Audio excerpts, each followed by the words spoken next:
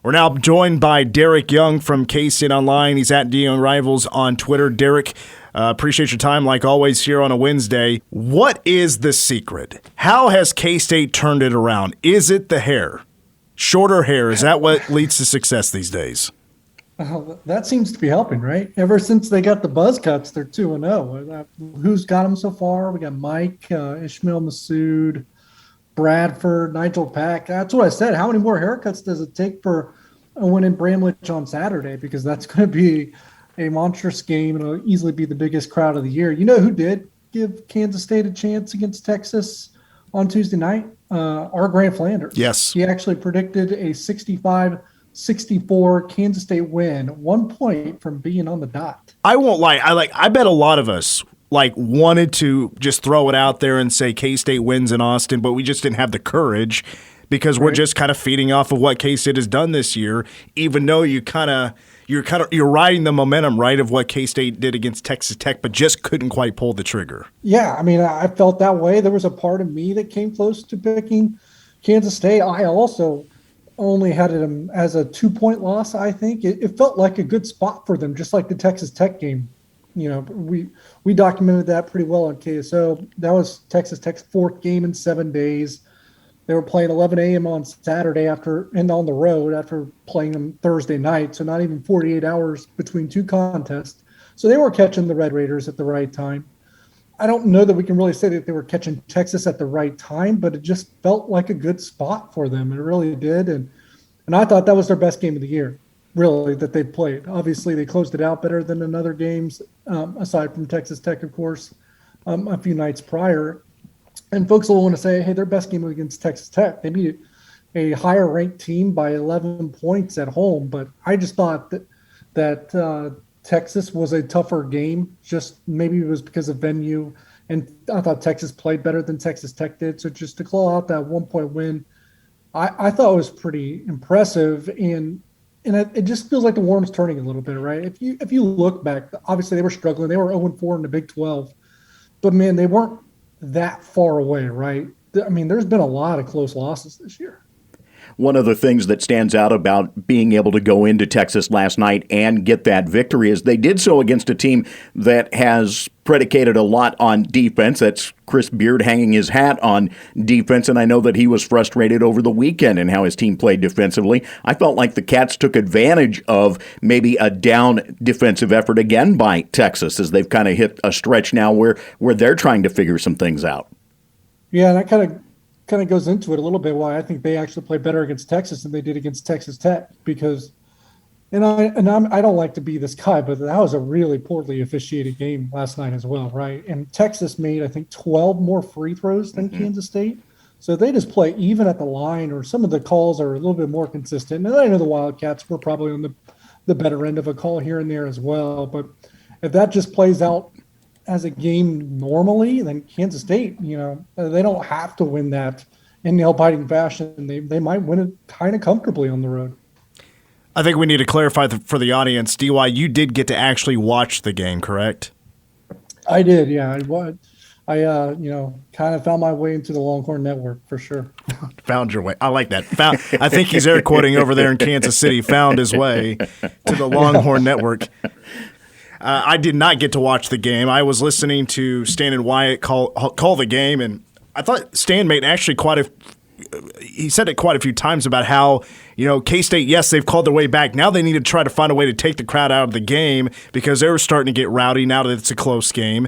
But K-State seemed to battle through any kind of adversity they did find, if it was the fouls or being down 9 points 9 minutes into the game. How many times have we seen that this year where K-State gets down early and they're trying to claw their way back? And the non-con, they weren't getting there. Yeah, they were not getting there in the non-con if you go back to the games in Kansas City. And then now they claw back against Texas. I want to kind of turn back to what we were talking about earlier and what has been the difference in the last couple of games. And I think you can actually go back to the TCU game as well. And I'll get your opinion on this here, DY. And that's going with a small ball lineup. And if you look at the numbers, minutes-wise, top 5 players in minutes in the Texas game were all guards. And you're seeing less minutes as we've continued on through the year. You're seeing less minutes for Davion Bradford, Casey Eziagu. Carlton Lingard was mixed in the lineup, and I think he had more minutes last night than Casey. How much has that changed the way K-State's been able to play with, I would say, more athletes on the floor? I think they can play a little quicker, get out and transition a little bit more. Some of their bigs just aren't guys that can really run the floor very well, and I think they're kind of statues from an athletic standpoint. So I think you hit the nail on the head. They could be a more athletic team, and they don't lose a lot of rebounding, if we're being honest, right? If they don't have those bigs in a lineup, because those guys have a lot of size, and I think they help you defensively when you play a team that can kind of bang a little bit in the post, which Kansas will with McCormick, with Lightfoot. So you might see more Bradford and Eziagu and maybe even Lingard because of that. But when you have a lot of these teams that don't necessarily have that, back to the basket offensive presence in the post, Kansas State can kind of get away with being a little bit more athletic and being smaller because they don't really sacrifice a lot of rebounding without those guys in there. They might be big, but their athleticism kind of limits their ability on the glass. I don't think we're seeing big offensive rebounding numbers or rebounding numbers in general from Bradford or Eziagu or the little bit that we've seen from Landers and Lingard. I mean, let's be honest, right? The best rebounders on this team is easily Mark Smith. He's the best rebounder in the Big 12 at this point, almost averaging a double-double.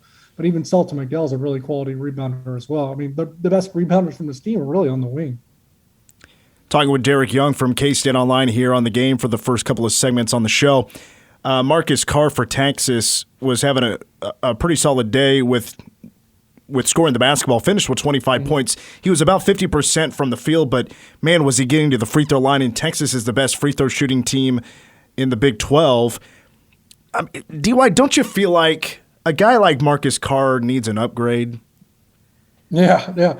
Obviously we're making fun of the Texas publisher there, Jeff Ketchum, who kind of pokes fun a little bit at Kansas State and keeps tweeting about Deuce Vaughn whenever he has quality performance, especially against Texas, that he needs to upgrade in the transfer portal, whatever. But yeah, you can say that for a lot of things with Texas. They could use a lot of upgrading.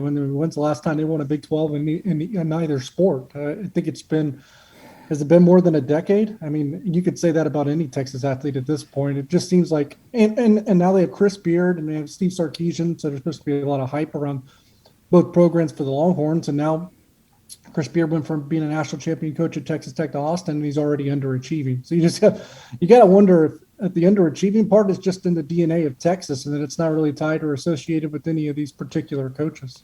Well, once again, DY, I mentioned earlier that I didn't get to watch the game, so maybe some of these questions are going to be kind of bland, and I just kind of want to get your opinion because you had the eyes on the game and I didn't. But the last couple of games, I would say Marquise Noel hasn't been exactly a scoring factor.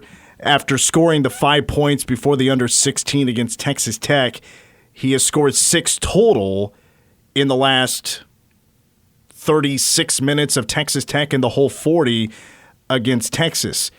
But is he able to get away with that because he's making clutch plays down the stretch with not so much scoring the basketball, but like that wraparound pass he had to Nigel down the lane or stealing late against Texas Tech?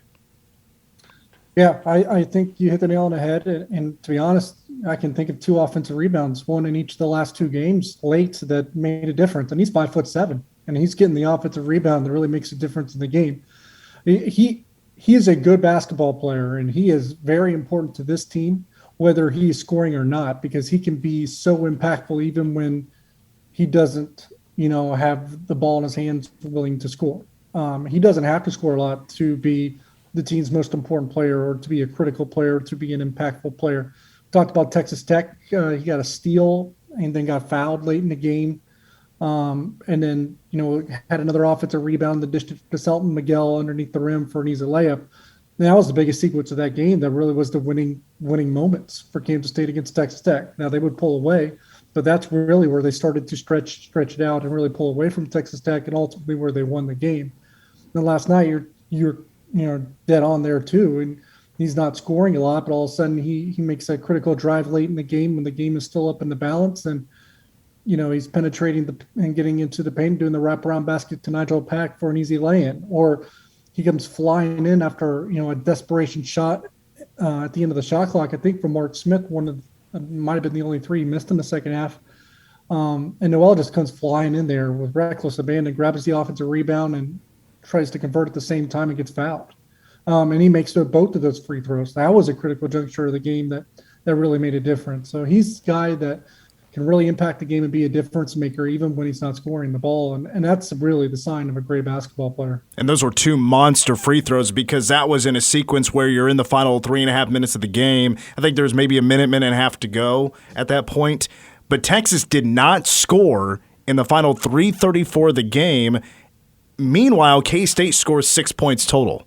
They made that 6-0 run to finish the game and win by a point. And Marquise Noel, who wasn't scoring the basketball, was a major factor.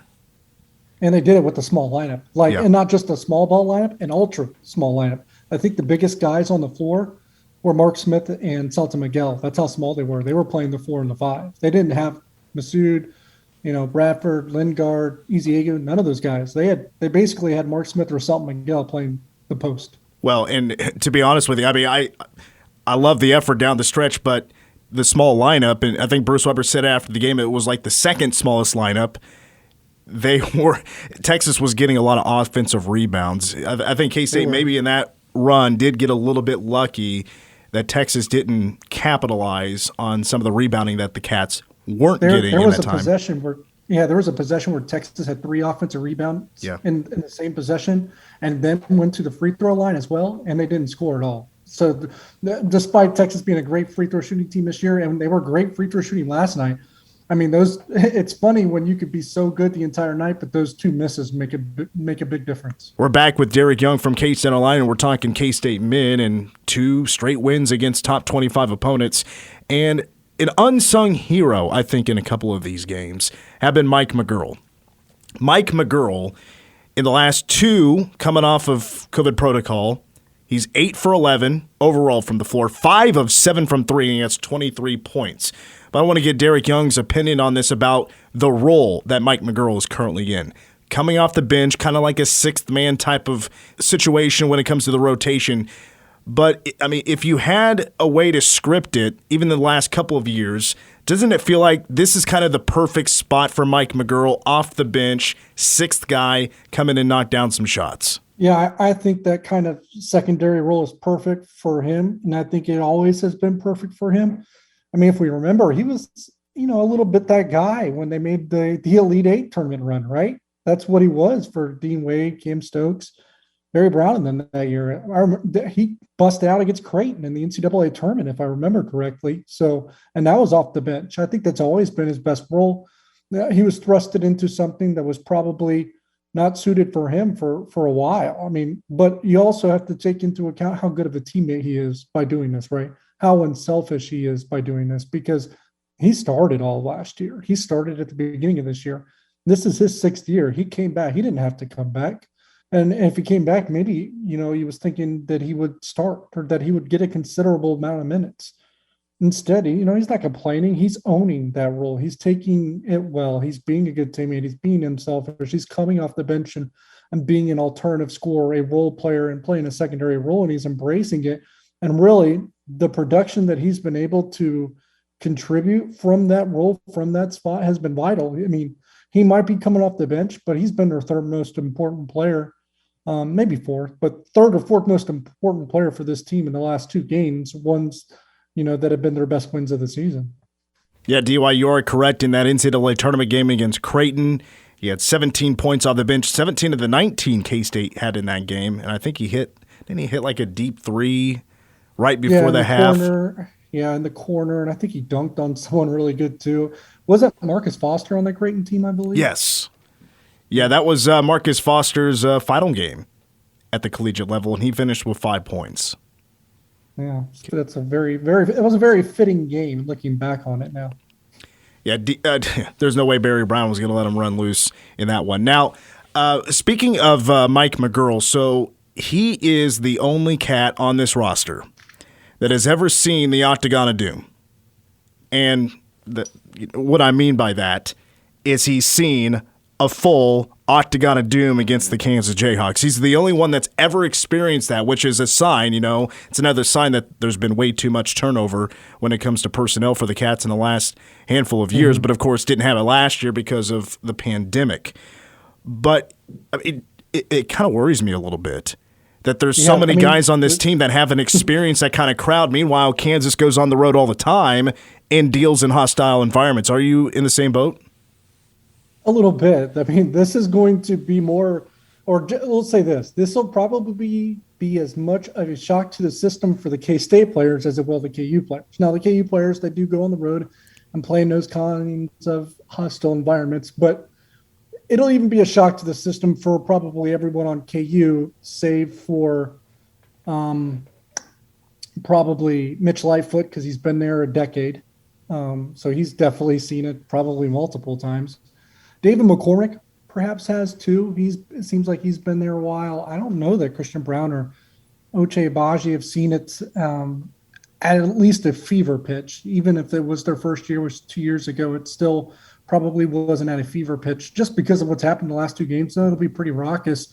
I think, 95% of both rosters, this is going to be a shock to the system. KU does play a lot of places that get up for them every single time they play the Jayhawks at home, but there's not as much hate in the arena in those contests as what they always experience in Bramlage. So that while they do see those kinds of environments, this one's always a little bit more different and a little bit more angrier, a little bit more hateful. I will say, I think the Jayhawks, though, you did mention there's a lot of guys that haven't seen the Bramlage crowd yet.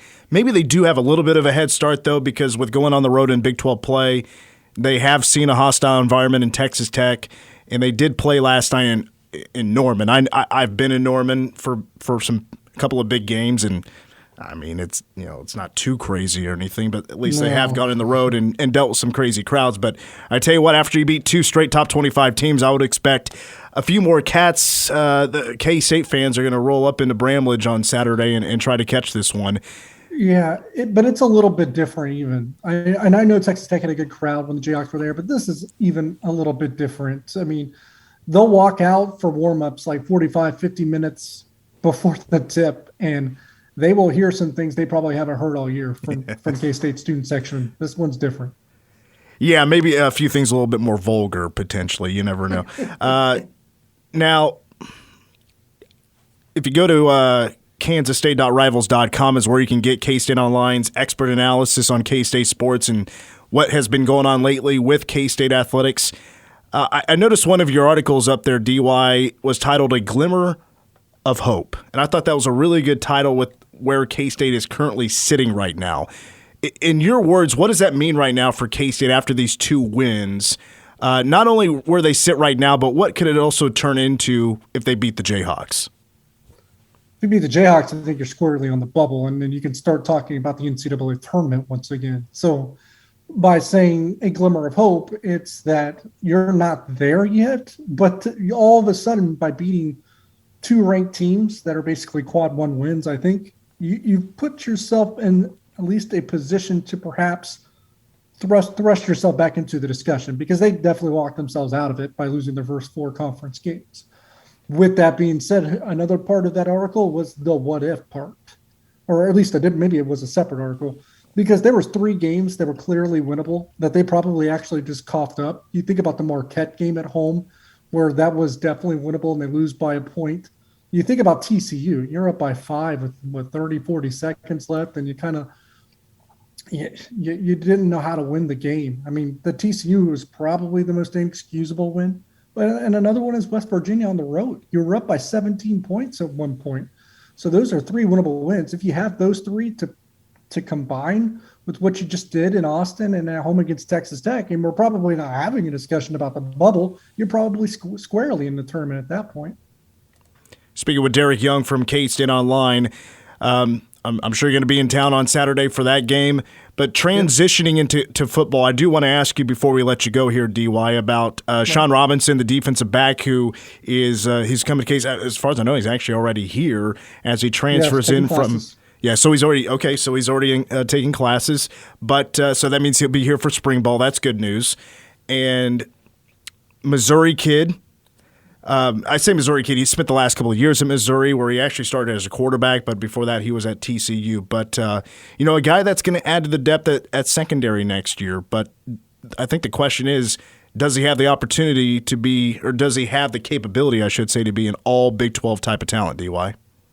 Yeah, all Big 12 type of talent is perhaps the potential is there. Remember, he's still learning the position. Like you said, he was a quarterback for 3 or 4 years, and he just – about a year ago, a little over a year ago, switched to safety. And he made that switch so seamless that he started, pretty quickly after switching the spot. So it just shows you there's probably a lot of upside and a lot of potential to be untapped there.